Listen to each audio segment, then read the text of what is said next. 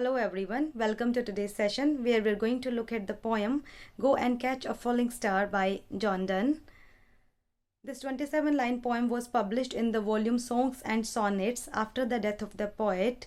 And if we talk about the subject matter of the poem, then this poem displays the cynical attitude of the poet towards womankind, as through this poem, John Donne shows the impossibility of discovering a woman who is true and fair. It also seems that John Donne might have had some bitter experience related to disloyalty. That's why he outrightly declares in this poem that it is impossible to find a woman who is true and fair at the same time. And though John Donne's prejudice about faithfulness of women is evident in this poem. But it must also be kept in mind that this poem was one of his early poems, whereas in his later poems, which stands in sharp contrast with his early poems, John Donne presents a very rational attitude towards love and women. And it is also noteworthy that this poem was primarily meant for private circulation and private reading. So let's begin the textual analysis of the poem.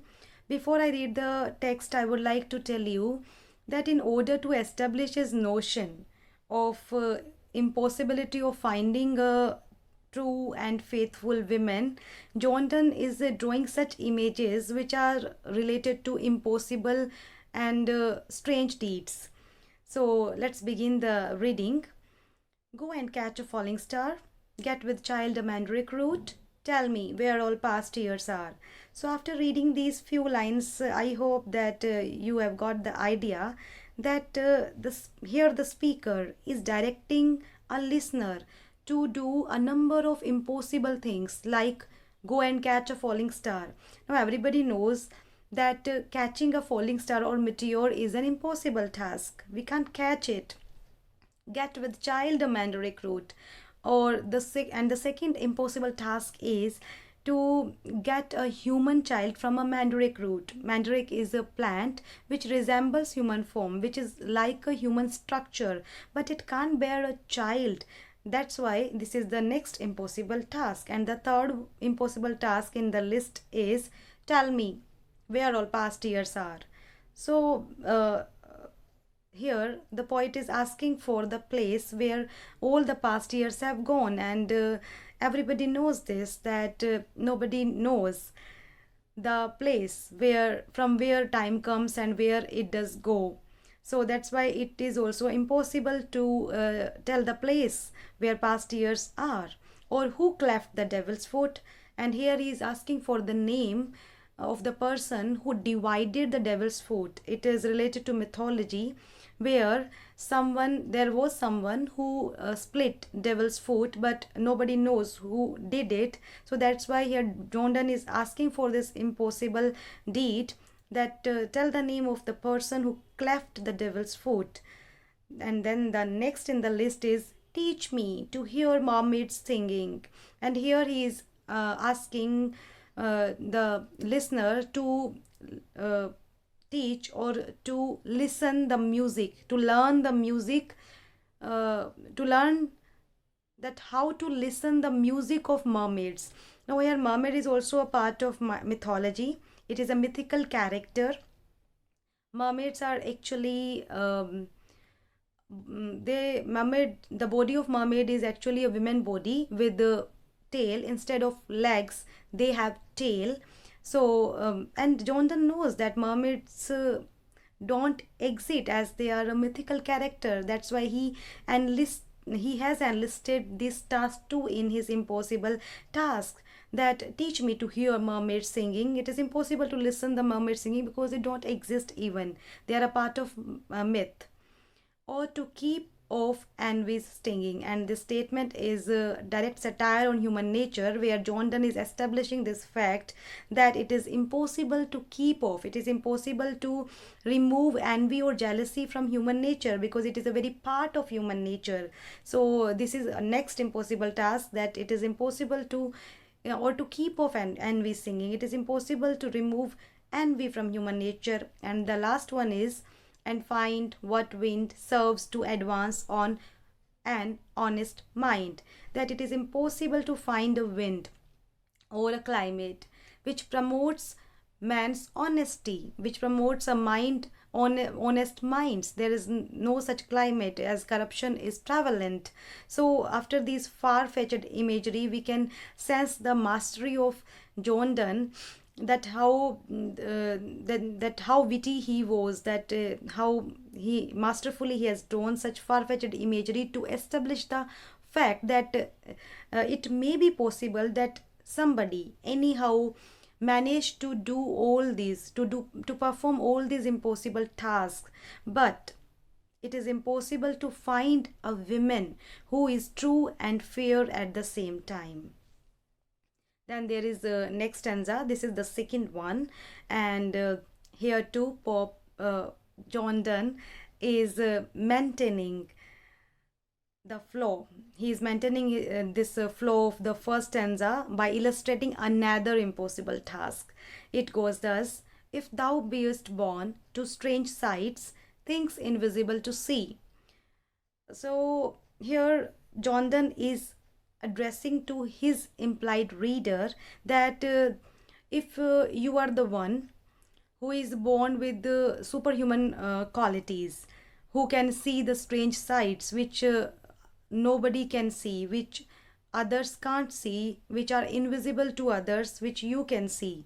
And if you are the one who ride 10,000 days and nights till age snow white hairs on thee, and if you are the one who is endowed with such extraordinary qualities, who can sit on a horseback and continuously travel throughout the world for 10,000 days and nights till your hair turns gray, till till your complete uh, age, till age snow white hairs on thee, till your hair turns gray.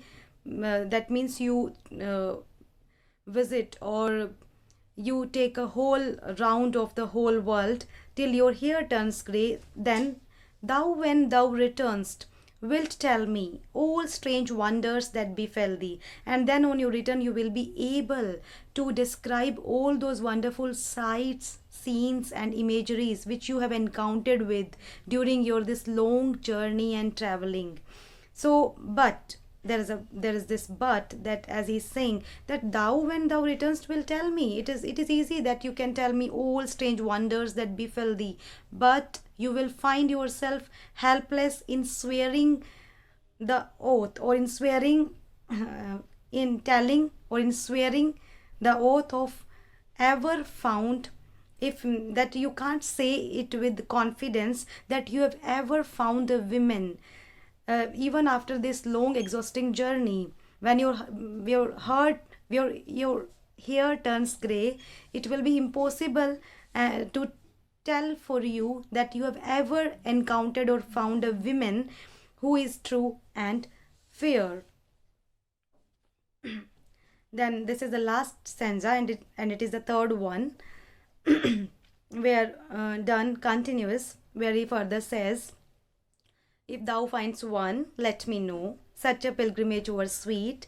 So here he is asking to, or he is uh, talking to his implied reader, that if you find any such women who is true and fair anywhere in the world, you may let me know, because I would like to visit that place where such women resides, like a pilgrimage. That site, that place will be just like a holy pilgrimage, where such loyal and beautiful women resides. I would like to visit that place and would like to worship and admire her. Yet do not, I would not go. So here Donne is saying that I would but I will not perform any kind of worship or admiration. I will not be able to admire her. I would not go. I will not visit that pilgrimage, because he is saying that he knows it with perfect certainty that though at next door we might meet, though she were true when you met her, and last till you write your letter, yet she will be false ere I come to two or three. So here he's saying that though the visit would be, it is possible that the women, that woman might be at my next door. She would be very near to me, and it may also possible. It is possible that she may be true when you, the listener, when listener will inform the speaker who is done here, that when listener will inform the poet that I have encountered such kind of true and faithful, or faithful and fair women.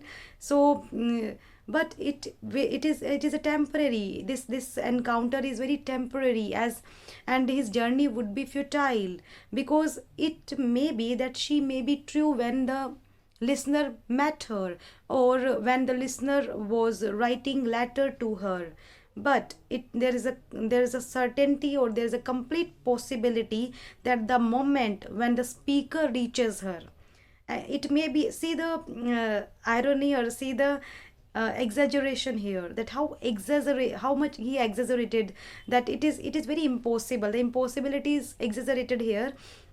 Weirdan is saying that it is possible that the women may be next door, but the moment done will reach her, she will become unfaithful, disloyal women, because during that short duration, even she would engage herself with her two or three other lovers and become unfaithful and disloyal in this way.